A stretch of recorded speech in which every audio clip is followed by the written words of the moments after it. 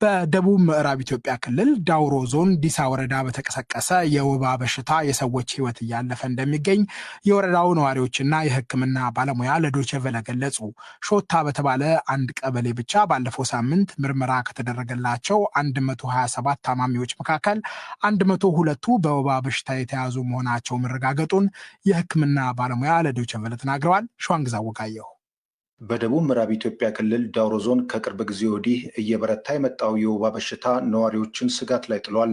በተለይም በዞኑ ዲሳ ወረዳ በምትገኘው የሾታ ቀበሌ ውስጥ በሽታው እያደረሰ የሚገኘው ጉዳት ከፍ ያለ መሆኑን መረጃዎች ይጠቁማሉ። በቀበሌው ሰዎች በበሽታው ምክንያት ለሕመምና ለሞት እየተዳረጉ እንደሚገኙ ነው ነዋሪዎች ለዶይቼ ቬለ የገለጹት። የተወሰነ ከተለያየ ቦታ መድኃኒት ተረባርበው ሰዎች ባመጡበት የተወሰነ ለውጥ ታይቶ ነበርና አሁን ግን ትንሽ ከዝናብ ጋር ተያይዞ ተመልሶ እንደመጣ በራሴ አድሚት ማድረገውና አጋጣሚ ከተገኘች ኮርተር ነው የምትገኘው። ሌላ ተጨማሪ መድኃኒት ምንም ሊያገኙበት አልቻሉበትም። አሁን ሞቱ ቀጥሏል። ያው እኔ አንድ ሰው ከ4 ጊዜ ከ5 ጊዜ በላይ እየታመመ አቅም ደክሟል። ሰው ሁሉ ከበፊት የተወሰነ ሰዓት መድኃኒትና የተወሰነ መንግስት አካላትም ሮጠው ትንሽ አገግሞ ነበር። አሁን እንደገና ገብቶ በቃ ሰው ማለት አይችልም። እንደገና ሰው በየቤቱ በቃ ሰው ተኝቷል። ሲስተር ዝናቧ እንግዳ በዲሳ ወረዳ ሾታ ቀበሌ በክሊኒካል ነርስነት በማገልገል ላይ ይገኛሉ። ባለፉት 2 ሳምንታት በቀበሌው ከፍ ያለ የወባ በሽታ ስርጭት መታየቱን የጠቀሱ ሲስተር ዝናቧም ባለፉት 3 ቀናት ብቻ ብዛት ያላቸው ሰዎች በወባ ተይዘው ወደ ሕክምና መምጣታቸውን ነው አሃዛዊ መረጃዎችን ጠቅሰው የገለጹት።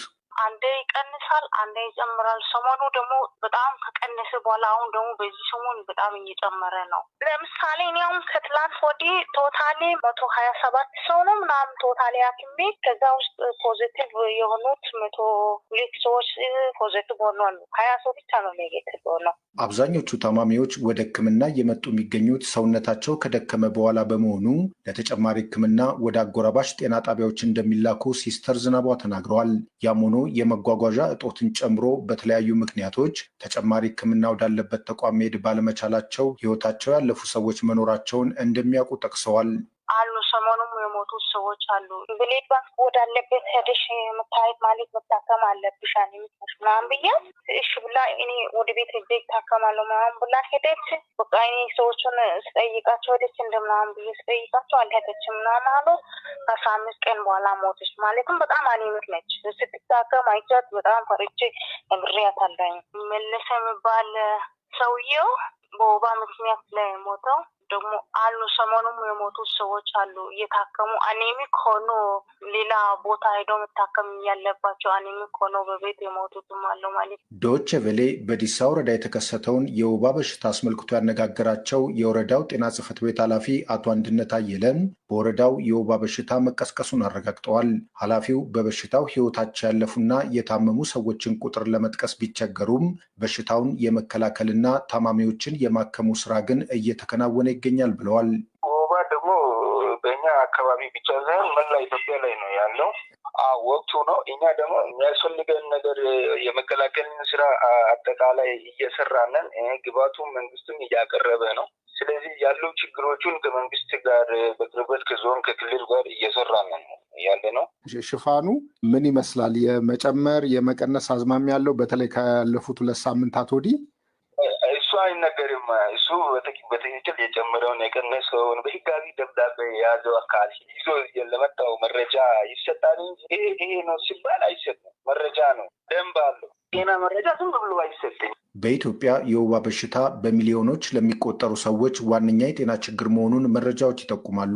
የሀገሪቱ የጤና ጥበቃ ሚኒስቴር እንደ ኢትዮጵያውያን አቆጣጠር በ2030 ወባን ከኢትዮጵያ ሙሉ በሙሉ ለማጥፋት ከመጋቢት 1 ቀን 2009 ዓ.ም ጀምሮ አገር አቀፍ የህዝብ ንቅናቄ ይፋ በማድረግ እየሰራ እንደሚገኝ ይታወቃል።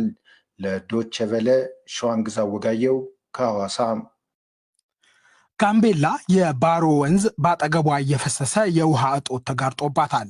የክልላዊ መንግስት መቀመጫ በሆነችው ከተማ ነዋሪዎች እንደሚሉት የወንዝና የጉድጓድ ውሃ በጀሪካ እየተቀዳ እስከ 20 ብር ይሸጣል። የጋምቤላ ከተማ መጠጥ ውሃና ፍሳሽ አገልግሎት ስራ አስኪያጅ ችግሩ የተፈጠረው ከባሮ ወንዝ ውሃ የሚገፋበት ፓምፕ አርጅቶ በመድከሙ የውሃ ማስተላለፊያ ቧንቧዎች በመንገድ ግንባታ ወቅት በመቆራረጣቸው እንደሆነ ይናገራሉ። አለምነው መኮንን ተጨማሪ ዘገባ አለው። የጋምቤላ ከተማ አንዳንድ ነዋሪዎች ዛሬ ለዶይቼ ቬለ እንደተናገሩት በከተማዋ ያለው የውሃ እጥረት ስራ ለመስራት አላስቻላቸውም። ካለው ሙቀት አኳያ ያለ ውሃ ጥቂት እንኳ መቆየት አስቸጋሪ መሆኑን ነው አስተያየት ሰጪዎቹ የሚናገሩት። አንድ አስተያየት ሰጪ በጋምቤላ ከተማ ያለውን የውሃ ችግር እንዲገልጸውታል። እንትና ውሃ የምታገኙት የፓምም የለውም ሁሉም ቦታ ውሃም የለውም ከነሽራችን ማለት ነው። የባሮ ወንዝ ውሃ ነው የሚጠጡት። ነበሩም እኮ የተወሰነ መስመር ነው የሚኖሩ። አሁን እኮ ከነሽራችን የለውም።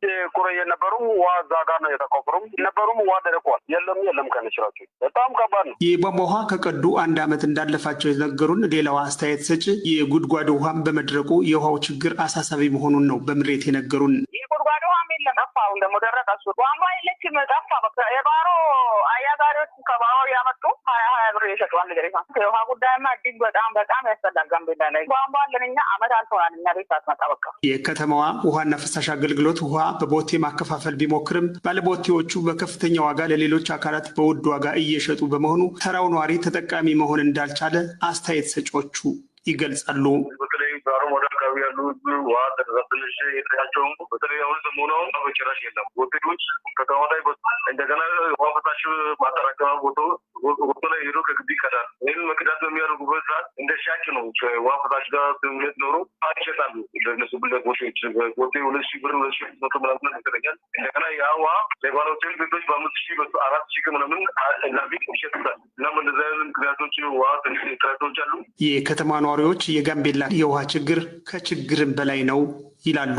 ችግር ብቻ ነው እንደ ሞት ሆን በቃ እኛ እኮ በጣም ነው የሚገርመው። ገርማል በቃ እንደው ችለን ስለምንኖር ነው እንጂ ምንም ማድረግ ስለማንችል በጋሪ የሚመጣ ጀሪካን ልትባ እሷን ከባሮ የሚያመጡ አሉ። እንደገና ደግሞ ጉድጓድ ውሃዎች አሉ። በአንዳንድ ቦታዎች ላይ ሰዎች ያላቸው የቆፈሩ ያንን በ15 ብር ነው እንደዛ ነው የሚሸጠው። 10 የጋምቤላ ከተማ አስተዳደር መጠጥ ውሃና ፍሳሽ አገልግሎት ስራ አስኪያጅ አቶ ቢቶክ ኛክ ማጆክ ያረጁ የውሃ መሳቢያ መስመሮች ማርጀትና በግንባታ ስራ በሚል ደግሞ ሌሎች መስመሮች በመጎዳታቸው የመጠጥ ውሃ ችግር በከተማ መከሰቱን ተናግረዋል። እኛን ከባሮ ዳር የምንገፋበት ፓምፕ አሮጌ ነው፣ ደክመዋል። ከ15 በፊት እየሰሩ ፓምፖች ናቸው። ስለዚህ ውሃ ወደ ማጣሪያው በትክክል በበቂ ሁኔታው ሊገፋ አልቻለም። ሁለተኛው በአንዳንድ መንገድ ጠረጋ ላይ አብዛኛው መስመር ተቆርጠዋል። ስለዚህ እነሱን መስመር በባለሙያዎች ተዘግተው ነው ያሉት የመንገድ ስራ እስኪጨረስ ድረስ ማለት ነው። የከተማዋን የውሃ ችግር በዘላቂነት ለመፍታት ስራዎች እየተሰሩ እንደሆነም አቶ ቢቶክ አብራርተዋል። አሁኑ አዲስ ፕሮጀክት አለን እኛ ጋር ገና አልጨረስንም። እሱን ኢንስቶል ተደርጓል። ኢንቴክ ላይ ፓምፕ ኢንስቶል ተደርጓል። የኛ ፕሮጀክት ማፋጠንና ወደ ህዝብ በቂ ውሃ እንዲደርስ ነው የሚቻለው እንጂ ቢያንስ በአንድ ወር ያህል ይህንን ፕሮጀክት እናጠናቅቃለን።